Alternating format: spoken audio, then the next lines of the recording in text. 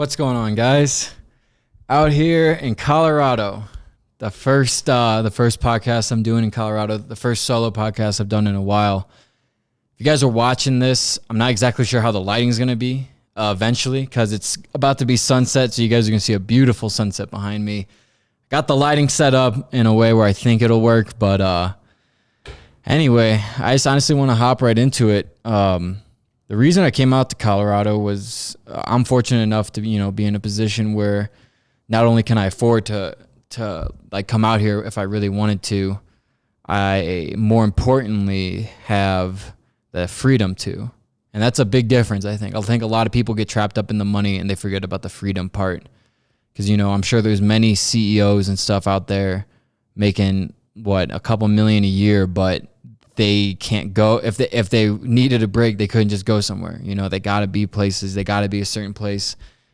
That's the main reason why I've done everything I've done, is to get to a position where I have the freedom.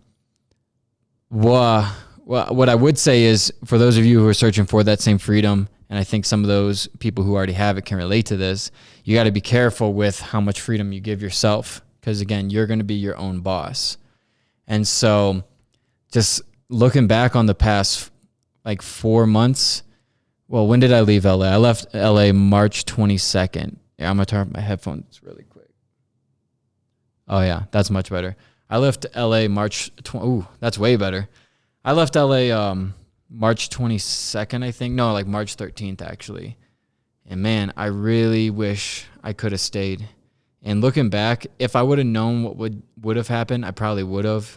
I thought it was going to be a way seriouser thing. And one thing I want to address right now, okay? I got a couple comments from friends saying, wow, Scott, in that video about Shopify and the coronavirus, you seem really scared. It's no.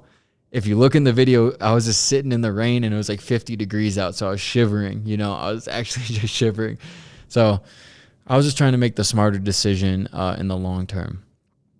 But man, those were some crazy fun days, and I really wish I was back in LA. I'm not gonna lie. So I came out to Colorado. I'm actually about to. I have this list right here. This is gonna be the topic of this podcast, where it's just lessons I've learned so far in Colorado, just by thinking, reading books, just ultimately being surrounded by nature again, which I think I really needed. When I initially came out here, I thought it would be. It's potentially. The potential could be that I move out here. After being out here, I realized that what I feel in my soul and what I feel in my heart is nothing compared to what I feel like in LA. I promise you, I'm going to look back on this clip of me saying this, and it's just going to be wow, there's something for me in LA. I've known this since I was 10. I don't know what it is. I have a small idea of what it could be, but I got to get back. It's just if you guys saw or heard my song Gato, I forget the ending line is ultralight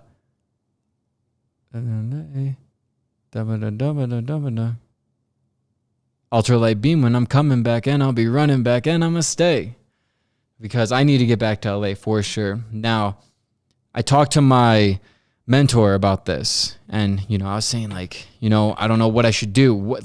This trip right here in Colorado has allowed me free thinking time. Back in St. Louis, in that terrible apartment, if you guys don't know, literally less than 2 weeks after I left my apartment I actually enjoyed staying in, and I just signed the cheapest apartment I could find near my family.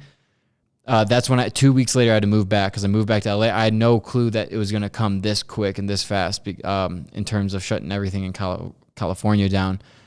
And it put me in I'm not going to lie, those 2 months that I spent in that apartment, the 2.5 months, I just went somewhere really dark in my mind. And I got to be honest with everybody. I always keep it real with you guys. I went somewhere real dark that I haven't been in a while because, like I said, I sold my i8. Again, I hope you guys learn from my mistakes. I didn't need to sell my i8. The only reason I was selling my i8 was to just have more money to put into the stock market.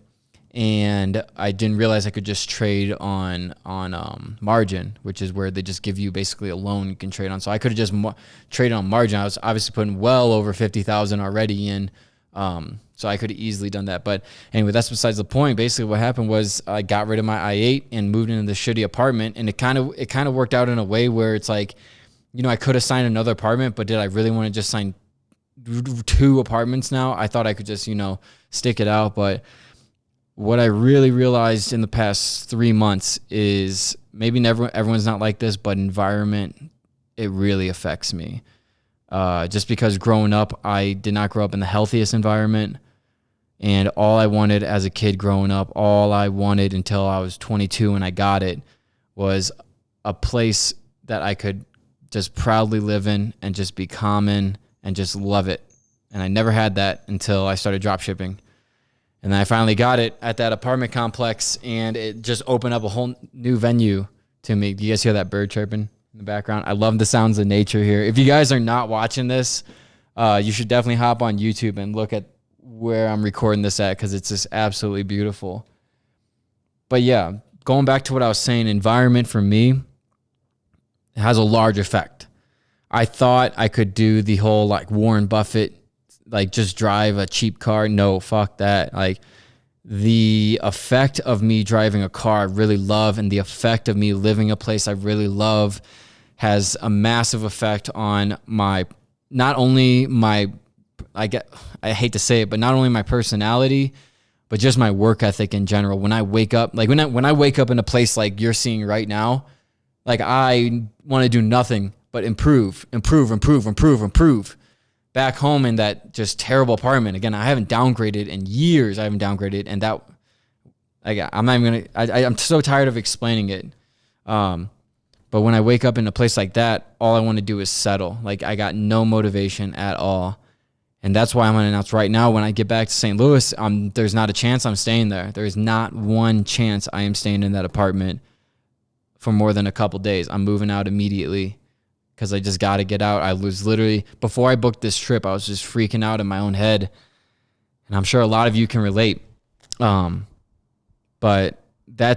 I recognize that I'm still in an insanely fortunate place, but this stuff has been playing mind games with me. And that's why I'm just so happy to be out here in Colorado and learn these lessons that I'm about to read off and explain to you. But that's something really, really, really big I've learned about myself is my environment has a massive effect on me just because of my past. Of always wanting just a healthy environment. So before I move on to this list, I just want to tell you guys some amazing advice my mentor told me about this. So I was talking to him. I was like, Colorado's great. I'd love to own a house here, but I would never live here full time. I just couldn't. Like, it's not my calling. I know it for a fact.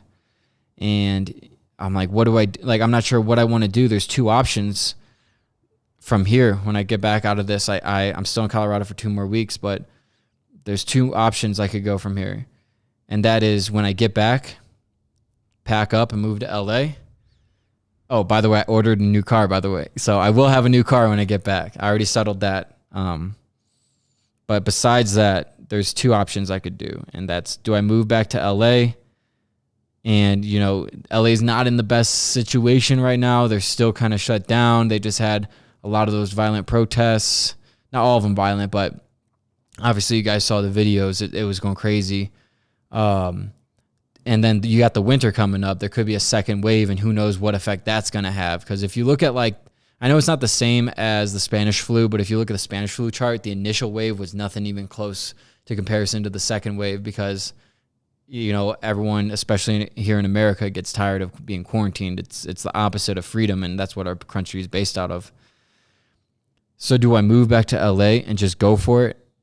Or do I stay and sign at that apartment I just love so much, 9 months? And that way I'll stay in St. Louis for 9 months in that apartment. And the plan I have for St. Louis is absolutely crazy. Sorry for the wind that's coming in right now. So if I choose St. Louis, again, I'm just going to go back to the apartment. Unfortunately, it won't be the same unit, but it'll just be 3 stories lower, which I could give a fuck. And my plan for that is what I've learned about myself out here. There's a lot that I learned about myself here that I'm not just going to reveal to everybody. A lot of it's really personal. I don't want to get too personal, but there's apply that for 1.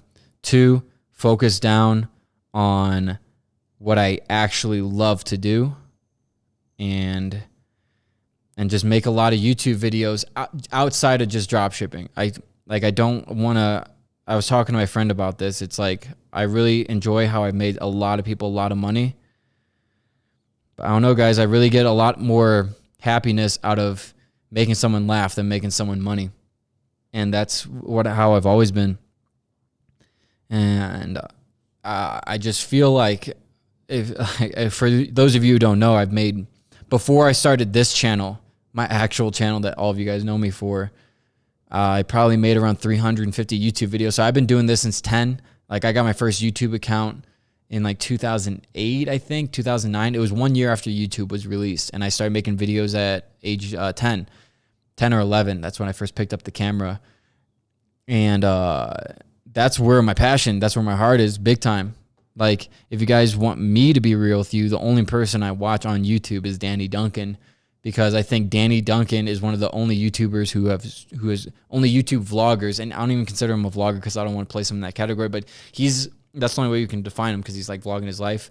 But he's like the only YouTuber that I've found who has truly done it different. Truly done it different than everybody else. Because everybody else always talks about how they've done it different. And he never really said that. He kind of just more showed it. And that's why I respect the hell out of him. Really pissed we didn't link up because I was in Seattle. He DM'd me wanting to link up. And I was in Seattle, and then we never got around to it, unfortunately. But yeah, those are some crazy days. But that's kind of what I would want to do. And I talked about this on my Instagram, for those of you who don't know, but I was able to become famous in my certain area in St. Louis called Clayton from one Facebook ad. So if I go back to St. Louis, what I would do is I'd heavily focus down on Simplify Apparel, where I got so many designs that you guys have not seen. I think you guys have only seen one design. I got, I think, 10 new designs on top of that one. Heavily focused on Simplify Apparel. Heavily focus on making the videos I really love to make. Of course, I'll still be making dropshipping and financial videos as well. But I also want to start focusing more on what I really enjoy doing since I was 10. This is going back to the root of my soul, of my child, of my inner child. And that's what Gary Jones says, power comes from source, and your source is your inner child. And when you stop listening to that inner child, you start to lose power, not only over yourself, but just over your life. And what I would do basically is, I have so many unique ideas, and St. Louis is an untapped market completely.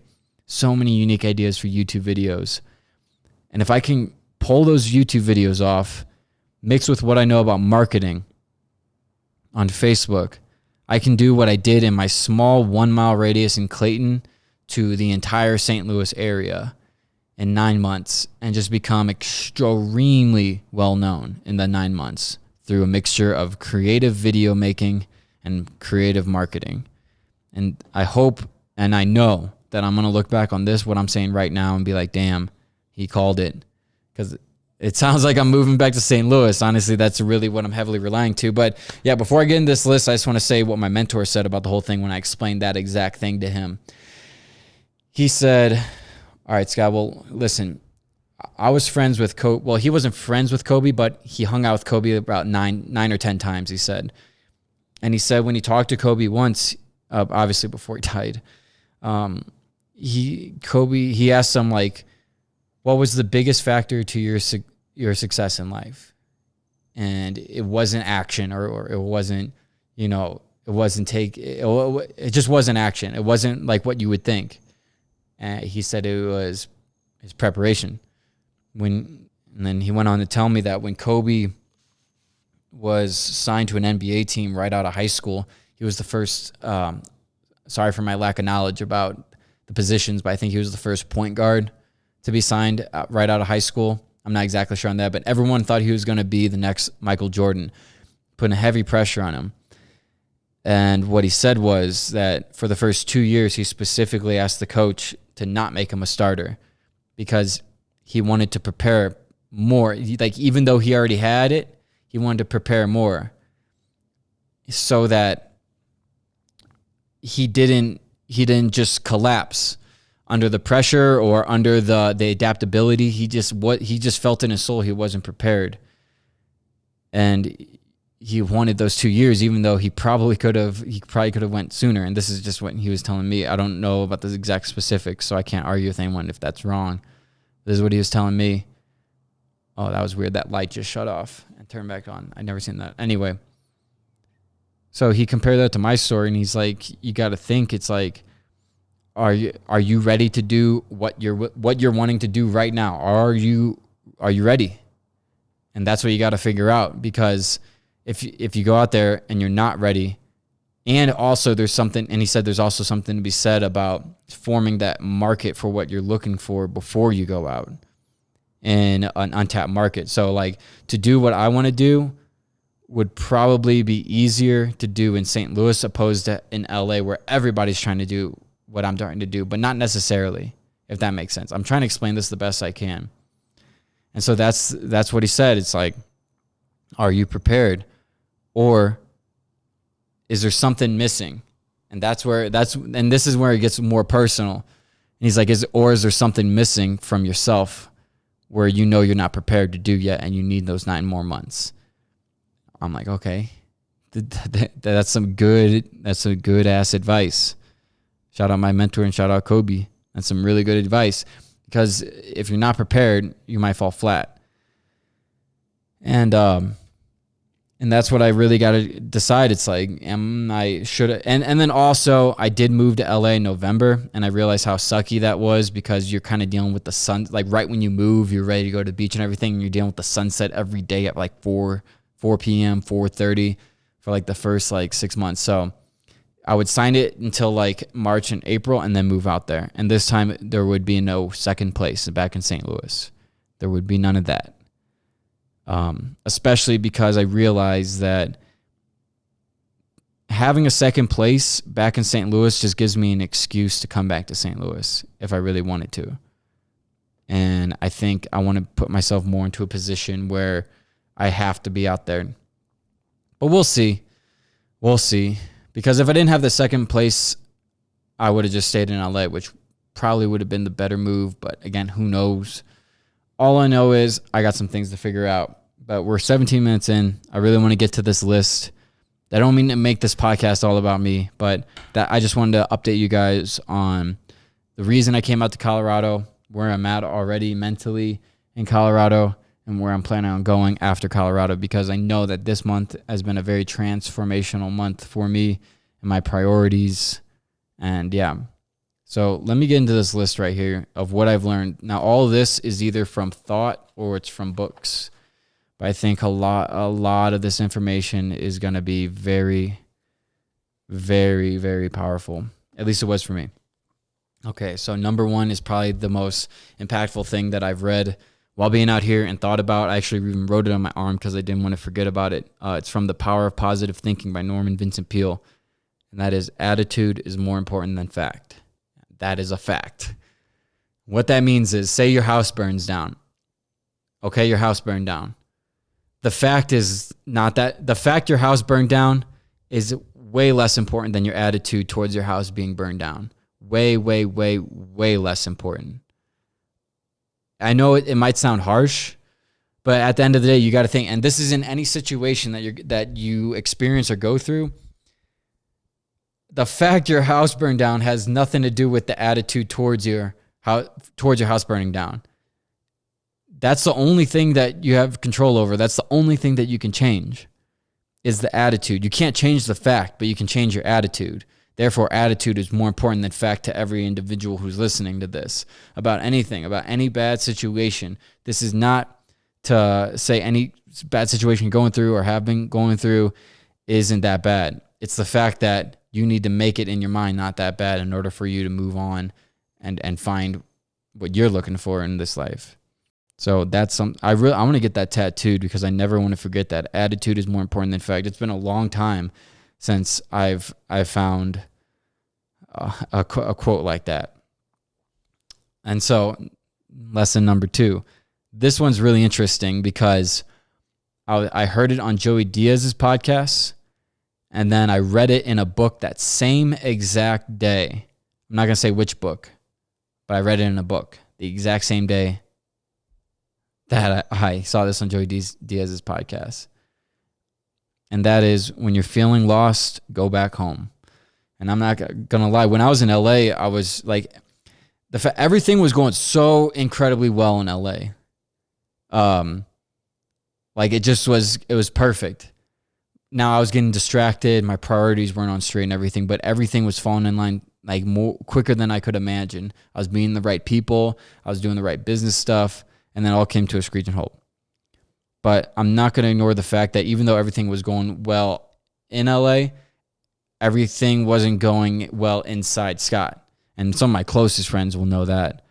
I was just kind of feeling lost because I didn't know exactly what I wanted to do. Again, this goes back to the beginning of the podcast where it's like, you know, I'm way more dynamic than a fucking drop shipper. I'm way more. And I offer way more than just showing you guys how to drop ship. Like, and I kept feeling like I was getting put in this box, mostly by myself. It was mostly just me overthinking. I kept feeling like I was put in this box where like people I think it's more in my mind where I think that people would want me to do a drop shipping podcast instead of this simplified podcast. I think that people would want me to make more drop shipping videos and less vlogs, and which is weird because reading the comments, everyone's still saying you need to vlog more, you need to vlog more, you need to vlog more. I don't know. That's weird now that I'm even thinking about it. But I was feeling lost because I didn't know what I wanted out of me going to LA. Like I said, I know that there's something for me in LA, and I'm starting to understand what it is, but I didn't exactly know how to get it, and nor did I even try that hard to go after it. And I was just feeling lost. I didn't know exactly what I wanted. I was just kind of like out there, and I loved it. Do not get me wrong. That was unbelievable. That was some of the best. Those 6 months, I think it was like more like 4.5. Those 4.5 months, probably the best time of my life ever. Because I had that awesome apartment in St. Louis I could go back to and see my friends. I had the awesome house in LA where I could see all my new friends and stuff like that. It was great. But when you're feeling lost, you go back home. And that's why when the quarantine happened, that's when I went way too deep inside of myself in my mind. And I started understanding why I felt lost. And now I'm really understanding why I felt lost in those 3 months. Like I said, I'm just going to call them the 2.5 dark months of Scott Hilse. And that was the middle of March until June 1st. So April, May, and then half of March. But this symbolizes something bigger than just going back to St. Louis. I think when you're feeling lost, go back to your roots. And that's where I was. I mean, I'm trying to explain this the best I can. Like where I'm living right now in St. Louis in that shitty apartment that I really dislike. But again, my attitude is more important than fact. And this, again, that's what I want you guys to understand. Everything I say isn't everything that I practice. It's everything that I try to practice that I believe is valuable. I don't know. Something's making a squeaking noise. But anyway. Wait. Is that a bird? Oh, it's a bird. Okay, I thought it was some metal. Anyway, so yeah. When you're feeling lost, go back home. And so I really had to go through those 2.5 dark months to understand the person I want to become out of this. I talked about this in my video when I said, you know, how are you going to spend this life? And I was talking about transforming your life when really I was talking about transforming my life. And I know a lot of you focus on transforming your life monetarily, which you definitely should. Don't let anybody tell you money means nothing. Money is your key to freedom. It literally is a skeleton key to life and gives you so much freedom to do what you want. But when you get that freedom, you got to use it wisely and you can't get lost. As Gucci Mane once says, you can't get lost in the sauce because that's very easy to do. And that's why I spent these months really looking inward so deep, just trying to reinvent myself and really find out where I want to go from here, correcting my flaws for sure. I'm fine. Like I'm starting to become more and more aware of the flaws that are holding me back, and a very few are holding me back extremely. But again, we're not going to get into that. So this is lesson 3 that I learned in Colorado. So the rest of these It's looking like, I'll just mention if they're from a book. This is not from a book. This is just from my head walking around these mountains. Gratitude will get you way farther in life than envy ever will. And this goes back to lesson number 1. Attitude is more important than fact. The fact that your friend or whatever is doing more, making more money than you or whatever, has nothing to do with your attitude towards it. Whenever something bad happens to me nowadays, I was just telling my friend this, you have to be grateful. Like, gratitude is the most important feeling that you could possibly feel. And it's just super important, because when you envy other people, Young Thug, I remember he said in an interview with Adam 22, he said, or Adam 21, I don't know his actual name. He said, hold on, let me think of what he said. Gratitude will get you more further in life than envy. God, I'm not even going to try to think of the exact quote, but basically what he was saying was, a wish upon another is a wish upon yourself. That's what it was. So he didn't exactly say that, but I noticed that anytime he brought up anyone who had beef with, Young Thug would say, I hope he gets richer than me. And I know that he knew that principle. A wish upon another is a wish upon yourself. So if you have envy for someone, and like you see someone doing good, and then you just start looking at them, like trying to find the bad in them, you're just looking at the bad that you're seeing in yourself. Envy is going to get you nowhere. Gratitude for what you have. And I'm actually going to jump ahead to that, where I want to talk about perspective, because perspective is everything. And that's what I learned. So during those 2.5 dark months that I went through mentally, part of the reason that I was going through that is because I was kind of feeling real down, that I sold the i8 and I sold a bunch of stuff just to have as much money as possible to just throw it into the stock market at the perfect time. Well, unfortunately, I missed that perfect time because I was actually waiting for the money to transfer into my account. And then I kind of pulled the trigger. I just put 10,000 in Facebook at 153. So that went up 60%. But other than that, I didn't put any money in. And then I actually lost some trading options and that stupid Nat stock. I didn't lose too much. Definitely not even near what a lot of these people made. But, I lost a little bit. And just to lose a little bit, I was like, fuck, it's like this was going to be my time to make so much money. And if I would have put it in the stocks that I wanted, I would have made, I think $170,000. But unfortunately, I was waiting for the money to transfer. And by the time the money transferred, that's when the feds started manipulating the market, and that's when it started going up. And I missed it. And so I was just feeling down. It's like, I missed out. Oh, I can't believe this. I can't believe this. And what I learned through that was perspective. It's like, Scott, how the fuck can you feel down about missing out on this investment, missing out on doubling your money, when you had $150,000 in your Robinhood account ready to invest, and that was just money you're willing to lose? That's not I don't like talking about money really, and that's another thing I learned about myself out here. But that was what I was willing to lose and still be comfortable. If everything went to zero, I still would have been more than comfortable. But guys, I was focused on the fact I missed out on making a ton of money when I didn't realize that I've already made so much money and in such a fortunate position. But I kept on focusing on the negative because attitude is more important than fact. And I kept looking at the dark side of things rather than the light. I kept, and that's what trading will do, by the way. Trading, no matter what, whether you take a loss, whether you take a gain, you'll always feel inadequate because you could have taken a bigger gain, or when you took a loss, you see your buddies making money, and that goes back to gratitude will get you way further in life than envy. I couldn't believe it because 2 years before that, or let's say 3 years before that, I only had $1,300 in my bank account. And I was happy with that. I was like, yes, this is just enough money to start my life in LA. Fuck yeah. Can't believe it. And now I got, let's just say 150,000 in the Robinhood. Well, I took 70,000 out.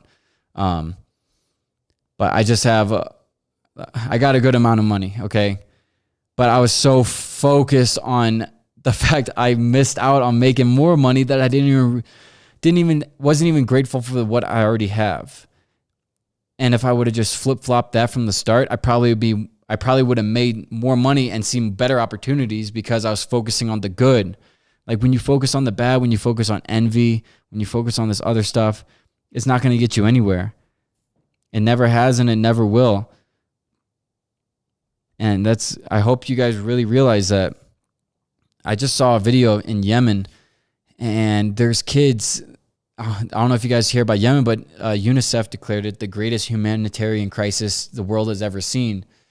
Like they're slowly dying. Like they said, a kid under the age of 5 dies every 10 minutes, I think, is the statistic in Yemen right now.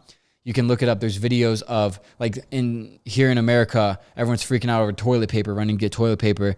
In Yemen, a water truck comes like once a week, and desperate mothers and children are sprinting towards the truck, trying to get as much water as possible.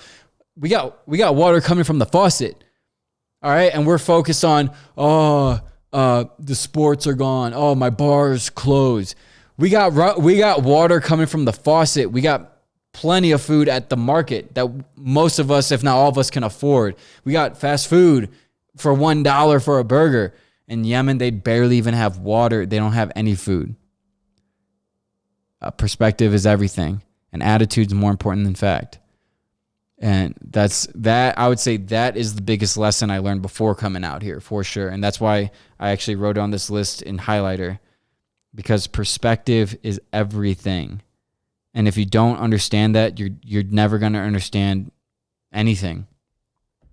And you're never going to be happy. And that's why I'm so much happier than I was in those 2.5 months, because my mind was so complexed with inadequacy, because I missed out on making a couple $100,000 or whatever it would have been.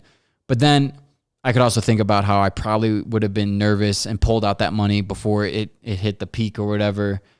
Who knows what would have happened? There's so many variables. The fact that it didn't happen meant it should not have happened, because if it did happen, maybe I would have even gotten more lazier. But there's just so many different variables. But the fact is that gratitude will always triumph everything. And that's what I really have come to understand and focus on, especially since coming out here. Like, I can't believe that I allowed my mind to go into a dark place simply because I missed an investment opportunity with a lot of money that I already have, when in comparison to any time before 2 years ago, I didn't even have more than 0.5% of what I have now, way less than 0.5%. So that's just something I really wanted to cover. And that's probably the most important thing of this entire podcast: perspective and gratitude. Perspective, gratitude, and attitude. Yep. All right. So number 4 is something I learned is I don't need to document everything. Like, not everything needs to be documented. And the only reason I say this is because I was looking at my old Snapchat when I was in college, and I could tell that the person I was in college is so different than the person I was today, where I was trying to document things simply to impress people, rather than what it should be done for is document it for the memories. I guess I'm in a little bit of a different position now, where like there's some things I have to document, or that I choose to document more like it because I want to put that out there. But I don't need to document everything, because when I go on these hikes, I see people just constantly on their phone, or like they'll pull up to a beautiful scene and the first thing they do is they look down. Like, in what point in history have we in what point in history before the cell phone, or just the mass amount of mobile cameras basically that we have now, where the first reaction someone does, or the first reaction someone has when they see something beautiful, is they look down? Like, that seems kind of like devilish, doesn't it? It's like we're looking away from beauty, and then we're looking at it through a screen. Like, the first thing we do is look away. And I've even caught myself in doing that sometimes. I'm like, wait, hold up, enjoy this moment. Like, when we wake up, we're not waking up with gratitude in our heart. We're not waking up thanking God, this is an amazing day, even if it's rainy out. When an even more amazing day, we got water coming from the sky, something that everything in life has in common. We got water coming from the sky. I mean, like, Yemen does not have water coming from the sky. I promise you that. And somewhere along the lines, we just missed that. We got distracted. But that's just one thing. So number 5, I actually learned this from my mentor when he was teaching me trading. But that's something interesting about trading that I've noticed. A lot of the principles of trading apply very appropriately to the principles in stock. And this is a really good one. Let it come to you. Do not chase the rabbit. More like don't chase the trade. Let the trade come to you. Let me give you an example. So when I was in those 2.5 dark months, I just wanted to get to Colorado. I wanted to get to Colorado so bad. I knew I needed to get out here. I needed to get out of that place, get back to nature, get back to freedom for an entire month. I was looking every single day, all day, just looking for the right house. Sometimes 4 times a day, I would just look on Airbnb. I was just looking so hard for about a week or 2. And then I kind of just let it go. I didn't want to look anymore. And then a couple weeks after that, I just go on Airbnb, and all of a sudden the house that you're seeing right now in the video pops up for an incredible price. It was the best price. It was the best bang for your buck I saw ever. It was the exact type of house I was looking for and the exact location I was looking for. And it's so funny because it's when I stopped looking for it, it came to me. And I think that's something I need to apply to my more life. Like I said, when I was in LA, I was looking for why am I out here? Why am I out here? Instead of just relaxing and letting life show me why I'm out there. And that's something really, I mean, you can apply that to trading logistics, of course. That's what I've been doing. Then just a side note, I never just buy a stock at the price. I always let the trade come to me, and that's saved my ass a couple times. But when you let what life is trying to give you, it's more like this. When you have your hands out to receive, you will receive.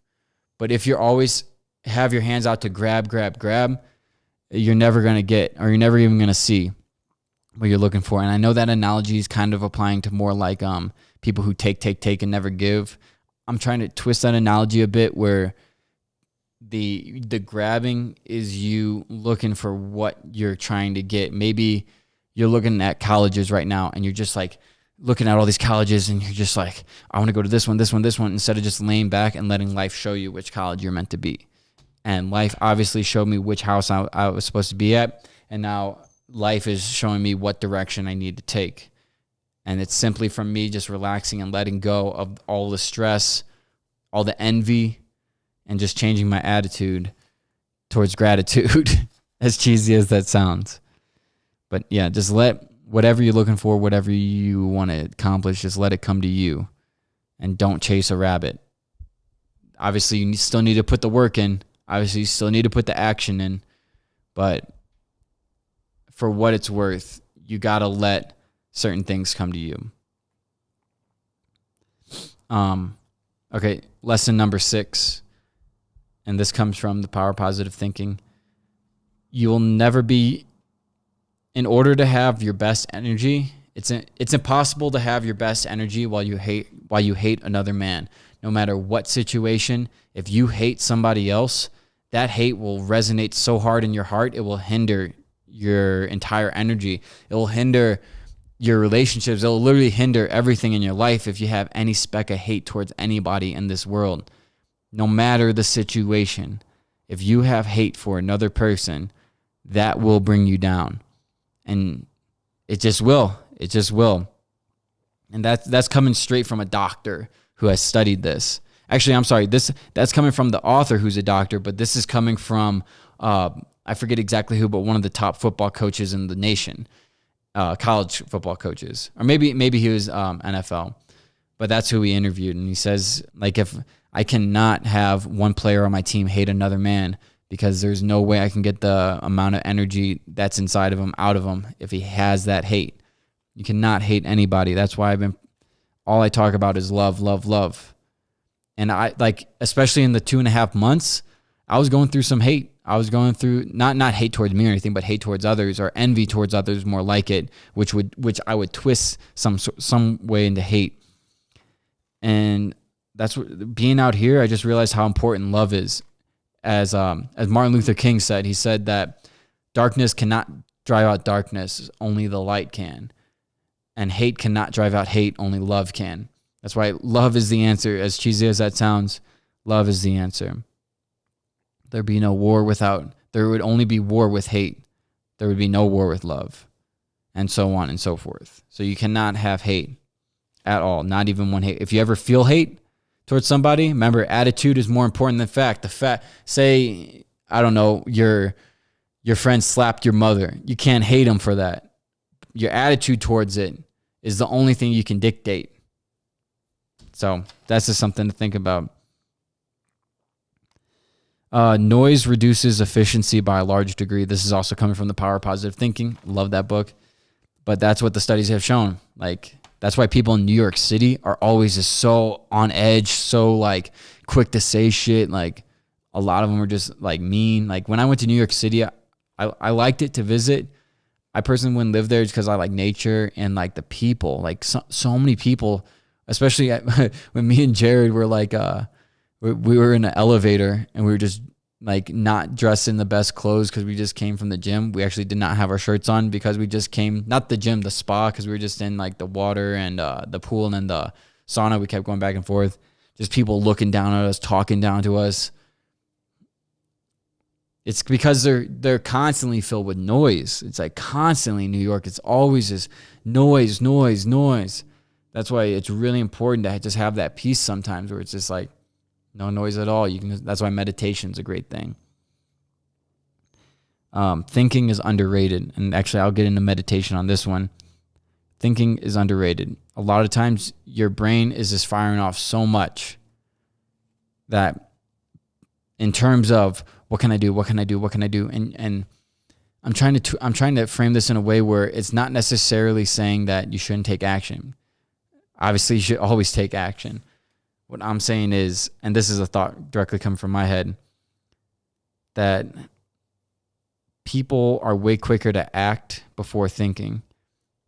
And thinking is underrated. Like, imagine if instead of everyone, like, imagine if you took the amount of time people spent on phones and all they did was think, imagine what type of world we'd live in. That's a crazy thought right there. But just imagine if everybody stopped and just think, I don't know how you say it, thinked for an hour a day. Just nothing they did. They sat there and thinked.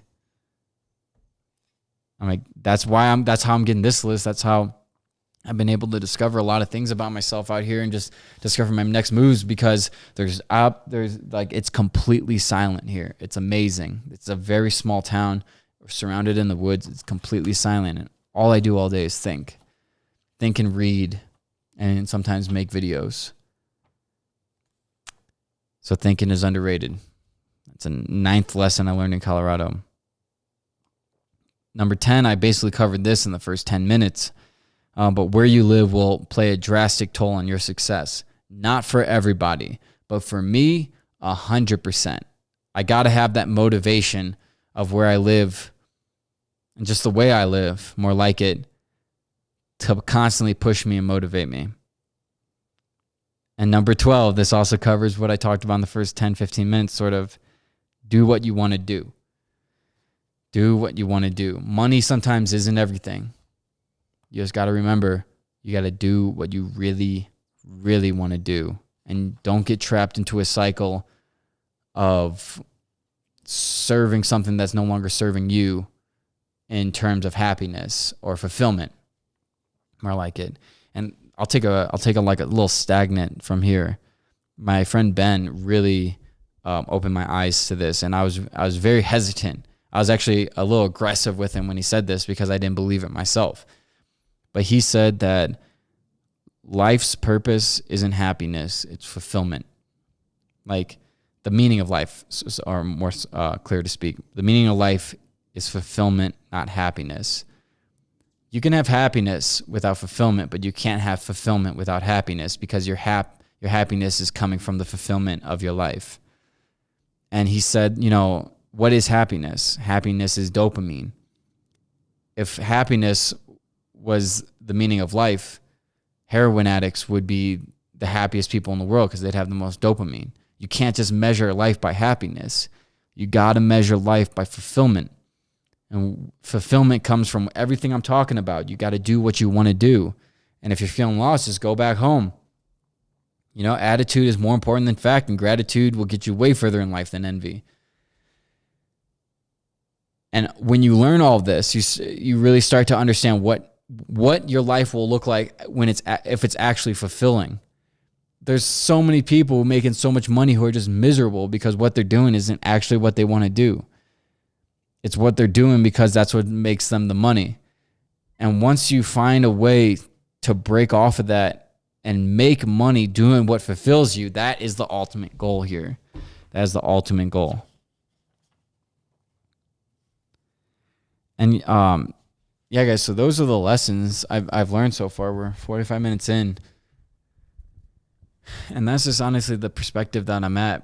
It's really nice up here, the elevation and the overall breathing was a little difficult to get used to. I threw up by the lake the third day I was out here just because the elevation sickness.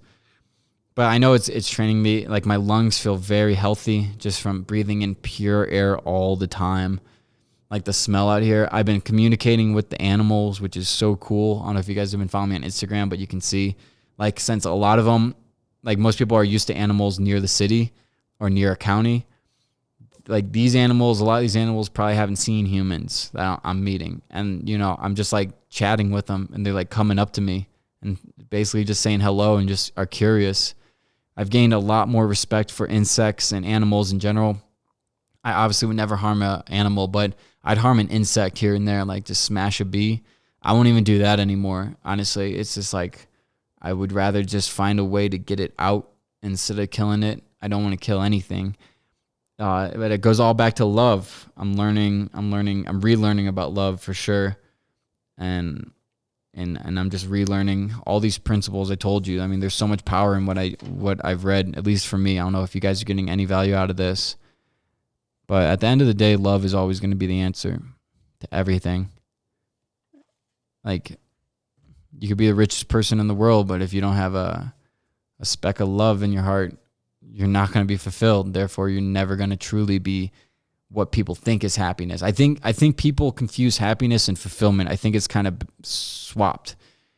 You know, I don't know exactly how to say that, but happiness is blatantly a brain chemical, while fulfillment is way more dynamic than just a brain chemical.